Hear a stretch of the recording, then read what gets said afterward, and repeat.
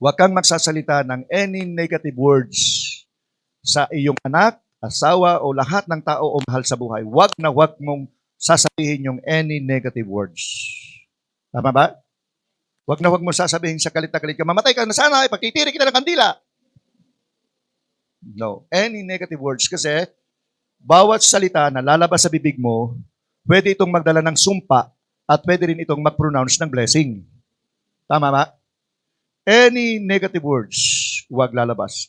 Kahit na kaninong tao. Kasi yung words natin, powerful. Sabi ng Corinthians yan. Parang bola, pag binato mo, tumama sa pader, pwedeng bumalik sa'yo. Pwedeng tumalbog sa'yo. Ganun yung words natin. Kaya pag nag-pronounce ka ng salita, pag nagbikas ka ng salita, pag nagbigay ka ng salita, say to it na kahit nagalit ka, positive pa rin.